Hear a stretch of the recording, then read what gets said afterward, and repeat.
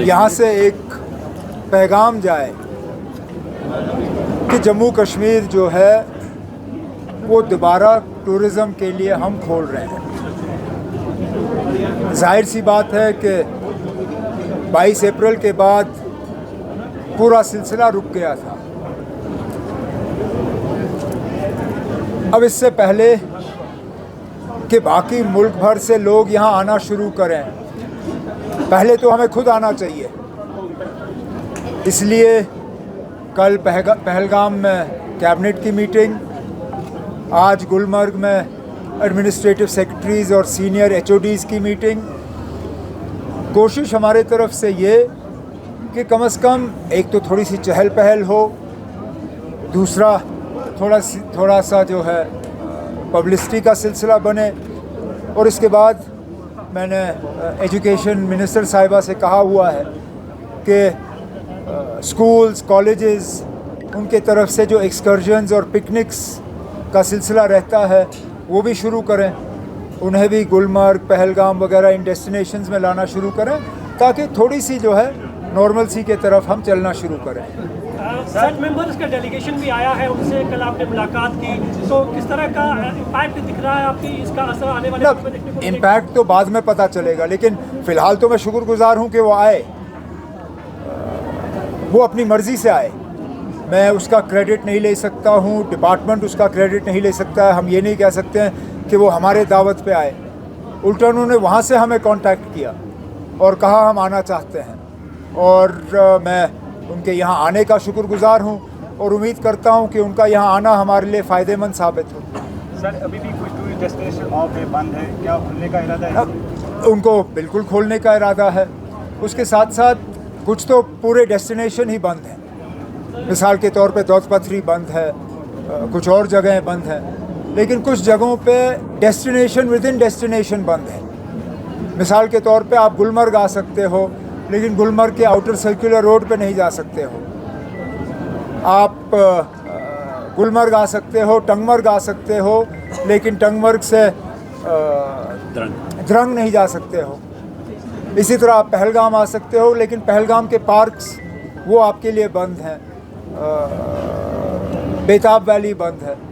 तो अब सिक्योरिटी इंतज़ामिया के साथ मैं जानता हूँ कि 22 तारीख के बाद इस तरह के इक़दामात जो हैं ये लेना हमारी मजबूरी बनी थी। लेकिन अगर हम वाकई टूरिज़म को जो है दोबारा चालू होते हुए देखना चाहते हैं तो हमें आहिस्ता आहिस्ता इस लिस्ट को जो है रिव्यू करके इसको छोटा करना पड़ेगा। उमर साहब, आपने बहुत सारे दौर देखे हैं जब इस तरह के इंसिडेंट कश्मीर में हुए हैं, लेकिन आपको ये इंसिडेंट उससे बिल्कुल मुख्तलिफ दिख रहा है कि टूरिज़्म को रिवाइव करने में समय लग सकता है? अब ये तो वक्त ही साबित करेगा, लेकिन पहले इंसिडेंट्स और इस इंसिडेंट में बहुत बड़ा फ़र्क ये तो ज़रूर देखने को मिला कि पहली मर्तबा कश्मीर के लोगों ने बाहर आके किसी हमले की इस तरह निंदा की, उसकी मजम्मत की, और ये भी किसी के कहने पे नहीं। हुकूमत ये नहीं कह सकती है कि उन्होंने किया। कोई सियासी लीडर या समाजी लीडर या मजहबी लीडर ये नहीं कह सकता है कि ये उनकी बदौलत। ये लोग खुद ब खुद आए, कठुआ से लेके कुपवारा तक, चाहे वो चिनाब हो, चाहे पीर पंचाल हो, चाहे कश्मीर वादी हो, चाहे जम्मू हो। हमारे बड़े शहर, हमारे छोटे शहर, गांव में लोग बाहर आए और उन्होंने 22 अप्रैल का जो हमला रहा उसकी मजम्मत की। तो पुराने हमलों में और उस हमले में ये बहुत बड़ा फ़र्क देखने को मिला। उमर साहब, हम देख रहे हैं कि सोशल मीडिया पे कश्मीर बॉयकॉट का एक मुहिम चलाया जा रहा है, जिसमें ये कहा जा रहा है कि टूरिस्टों से कि वो कश्मीर ना जाए। आपको लगता है कि इस पर पीएम को पहल करनी चाहिए? उनको मरकज़ी हुकूमत को ज़रूर इसमें पहल करनी चाहिए। उनको अपने एजेंसियों का इस्तेमाल करके पता करना चाहिए कि कौन से लोग हैं, क्योंकि कश्मीर के लोगों ने यह हमला नहीं किया। कश्मीर के लोगों ने यहाँ से टूरिस्टों को नहीं भगाया। ये हमला हमारी इजाज़त से या हमारे फ़ायदे के लिए नहीं हुआ। कश्मीर के लोगों ने एक आवाज़ में बाहर आके 22 तारीख के बाद कहा कि नॉट इन आवर नेम, हमारे नाम में नहीं, हम इस हमले के साथ नहीं हैं। उसके बाद भी अगर आप कश्मीर के लोगों को सज़ा दें और उनको बाइकआउट करने की बात करें तो मैं माफ़ी चाहता हूँ, खुदा ना खास्ता अगर इस तरह का हमला हमें कभी दोबारा देखना पड़े, कौन आएगा ना उसकी मजम्मत करने के लिए। अगर मजम्मत करने के बाद भी हमें गुनहगार समझा जाता है तो फिर हम करें तो करें क्या। इसलिए मैं चाहता हूं कि मरकज़ी हुकूमत इस चीज़ को जो है नज़रअंदाज ना करें, वो अपनी एजेंसियों का इस्तेमाल करके इसमें तहकीकात करके इस कैंपेन को रोकें। पीएम की बात का हमेशा एक इम्पैक्ट रहा है, आप पीएम से कहेंगे कि वो इस तरह की No more light to be thrown on it. In principle, Cabinet has given its approval and tasked the R&B department to frame a concrete proposal and also to invite expressions of interest in terms of designs for this memorial. And once it comes, then we'll take it forward from there. Yesterday you mentioned that there is an elected, unelected, and the central government who has to coordinate in times of crisis. So are you feeling that you cannot handle the crisis? No, it's not that. Is there a challenge? It's not that. The fact is that security and law and order is not the responsibility of the elected government. Whose responsibility is it? The Lieutenant Governor. Therefore, clearly, there are three sets of sort of power centers that need to coordinate to ensure that things go smoothly here. I can promote tourism. I can create the infrastructure for tourism. I can ensure that the tourists come and have a good visit. But the security of the tourists currently resides within the powers of the Lieutenant Governor. And that is the point I made.